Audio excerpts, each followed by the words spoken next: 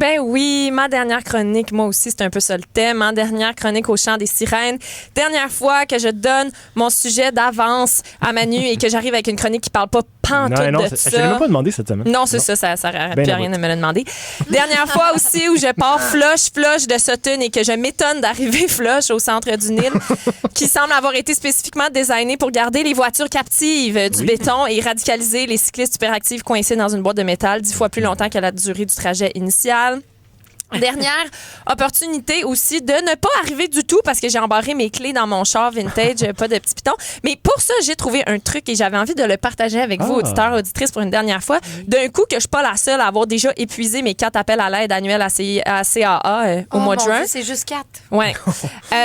OK. Maintenant, je me suis donné une règle à moi-même. Je n'ai plus le droit d'utiliser le petit bouton parce qu'il n'y a pas de bouton sur mon... J'ai pas de clé, là. En tout cas, c'est une vieille auto. Fait que j'ai plus le droit d'utiliser le petit bouton pour fermer, à moins de crier à haute voix l'emplacement de mon trousseau de clés. Ça donne une séquence du genre, je sors de mon auto, je garde mes clés dans mes mains, je ramasse mes affaires, je ferme le coffre, je retourne chercher l'affaire que j'ai oubliée, je me rends compte que j'ai laissé les clés dans le coffre, je retourne chercher mes clés, je retourne du côté conducteur, puis là, je dépose mon doigt sur le petit bouton et je crie « Les clés sont dans mes mains! » Et là, j'ai le droit de toucher sur le petit bouton. Voilà, c'était mon truc, je vous le donne. Parfait. Dernière fois, donc, où je vous partage mon life hack d'adulte barely fonctionnel dans ce monde capitaliste complètement viré sur le capot.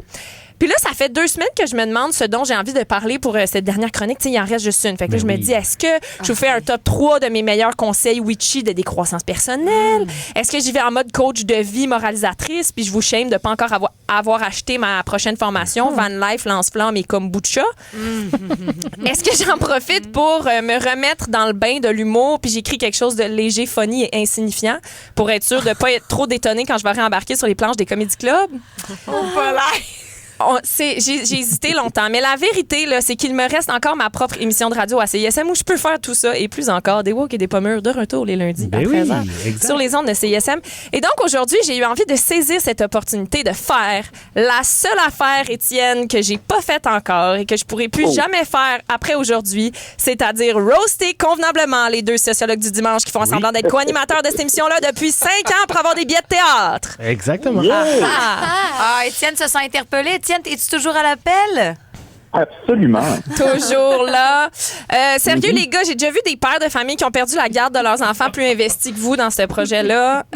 Si j'avais 5 piastres à chaque fois que Manu m'a dit « Ouais, j'ai demandé aux gars de m'envoyer des idées de questions, mais ils n'ont pas répondu. Je pense que je pourrais m'acheter une 2e Toyota Matrix en backup pour les fois où j'ai oublié mes clés dedans. » Et oui, pour celles et ceux qui nous suivent depuis le début et qui ont écouté la 200e, c'est-à-dire la mère de Manu puis la mère à Étienne. Oui. La mère à Julien, elle n'écoute pas l'émission parce que les chroniques de son fils sont trop plates. Puis il y a 12 mois, elle vivait Elle est sourde.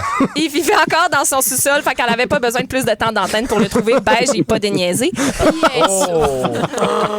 Celles et ceux, donc, qui ont écouté le roast épique qu'on vous a servi pour le 200e épisode à l'hiver 2023 se rappelleront peut-être que j'avais surtout principalement toasté Manu, hein, grand Manitou, seul animateur, booker, recherchiste, gestionnaire des réseaux sociaux et responsable du département des plaintes, de cette belle barque de saltimbanque qu'est le chant des sirènes. Mais je vous laisserai pas vous en sortir comme ça.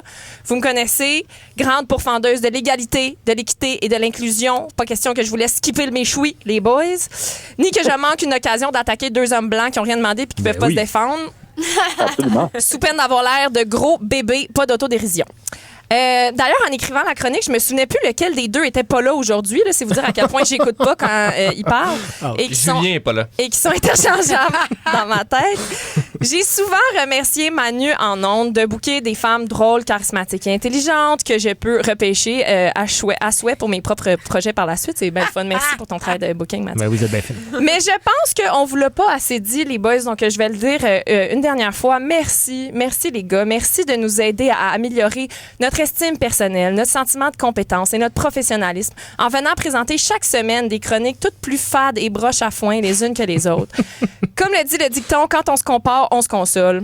Même si c'est pas si réconfortant que ça de constater que les femmes doivent encore patiner 2 fois plus vite et bûcher 2 fois plus fort pour avoir les mêmes opportunités que vous. En vous côtoyant, j'ai appris que c'était correct de s'affirmer et de prendre la parole, même quand on n'a strictement rien à apporter à la conversation. Et ça, c'est l'attitude de champion que j'espère conserver tout au long de ma carrière en humour. Bravo pour votre plus que moyen travail, les boys. Merci pour ces 2 belles années en votre compagnie. Je vais enfin pouvoir arrêter pour vrai de fumer des tops. Et Manu, en terminant, en signe de gratitude pour le vrai beau travail de représentation des femmes dans les médias que tu as fait avec cette émission, j'ai envie de faire une Dani Turcotte de moi-même et t'offrir une petite carte métaphorique. Ça donne bien qu'on soit à la radio. J'ai 100% pas eu le temps d'en imprimer une pour vrai.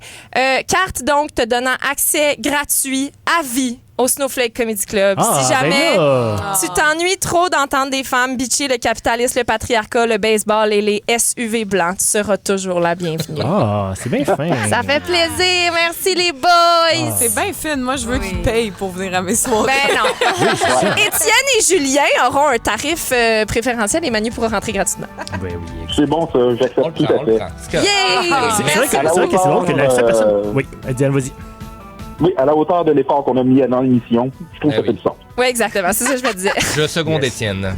Merci, Étienne, d'avoir été avec nous. On te laisse aller. Ben oui, ça fait plaisir. Puis encore une fois, bonne fin de show, puis bonne fin d'émission. Yeah! Toi aussi, bon chalet. Bye! Bye, Étienne. Belle couleur.